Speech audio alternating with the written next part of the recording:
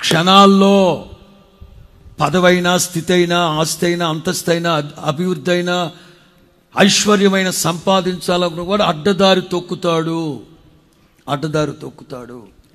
కానీ దేవుని వాక్యం యాకోబు దైవజనులు ఎంత చక్కగా రాస్తాడు. ఒక వ్యవసాయకుడు తొలకరి వర్షం పడ్డ వెంటనే విత్తనాలు విత్తుతాడు.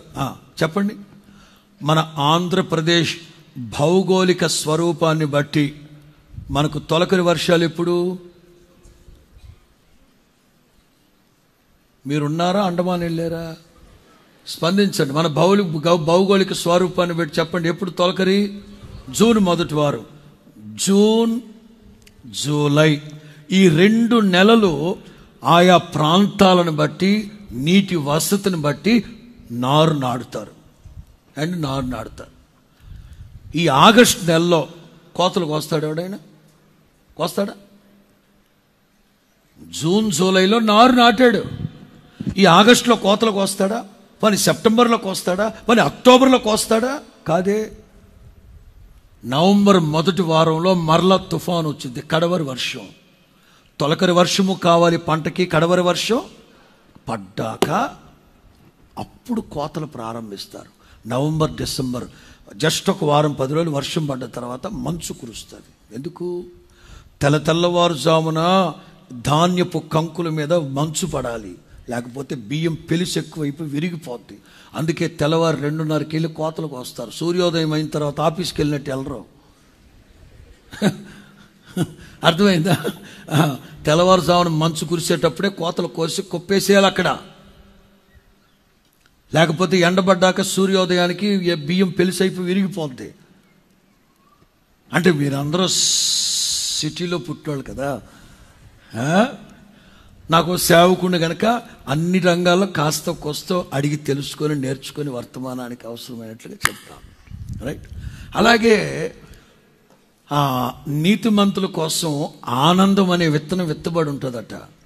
అది తగిన సమయంలో భూమిని నెరవేర్చుకుంటూ పైకి వస్తుంది. విత్తిన వెంటనే మరుసటి రోజుకి లగాలంటే వీడెవడ క్షుద్ర పూజలు చేసేవాడు అంటారు. మొదట అభివృద్ధి చెందాలంటే, ఆశీర్వదించబడాలంటే, వర్ధిల్లాలంటే ఓపిక. వేసావా? ఇస్సాకు వేసిన ప్రతి విత్తనం 100 ఫలించిందట. అతడు గొప్పవాడయ్యేంత వరకు క్రమక్రమముగా దేవుడు అతనిని అభివృద్ధి చేశాడు, వర్ధిల్లింపు చేశాడు. అంచేత ఆత్మీయులు ఏ విషయంలో కూడా తొందరపడకూడదు.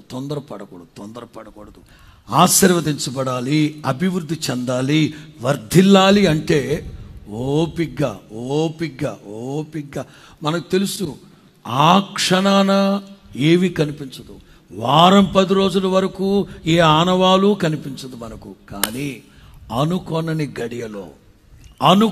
గడియలో దేవుని ఆశీర్వాదం పెళ్ళుబికి బయటకు వస్తుంది. స్తోత్రం చెప్పండి గట్టిగా. సౌలు తనంతట తాను సాహసించి అభిషేకించేసుకున్నాడు. ఆవేళ సమూయేలు ప్రవక్త సదాకాలం నీ రాజ్యాన్ని దేవుడు స్థిరపరచాలనుకున్నాడు, నీ రాజ్యం నిలబడదు అన్నాడా? ఇది 13వ అధ్యాయం. వినండి, ఎవరు తలదించకూడదు. సమూయేలు మొదటి గ్రంథం 13వ అధ్యాయం. ఇది 16వ అధ్యాయంలో శామ్యూయేలు ప్రవక్తని దావీదు తలకాయ మీద నూనె పోసేశాడు. దావీదు అనుకున్నాడు, బాబోయ్ నేను అభిషేకించేసాడు నన్ను దేవుడు, నేను రాజు అయిపోతాను బాబా అనుకున్నాడు. కానీ 40 సంవత్సరాల పాటు ఆశీర్వాదానికి, అభివృద్ధికి సంబంధించిన ఆవగింజంత ఆనవాళ్ళు కూడా కనబడలేదు దావీదు. అన్ని ప్రతికూలమే. కానీ అనుకొనని గడియలో 2వ సమూయేలు గ్రంథంలో రాజు అవుతాడు దావీదు. మీరు కూడా గుర్తుపెట్టుకోండి, సహనముతో ఓపికతో కనిపెట్టండి. తగిన సమయమందు నా తండ్రి అభివృద్ధిని, ఆశీర్వాదాన్ని మిమ్మల్ని వర్ధిల్లింప చేయునుగాక.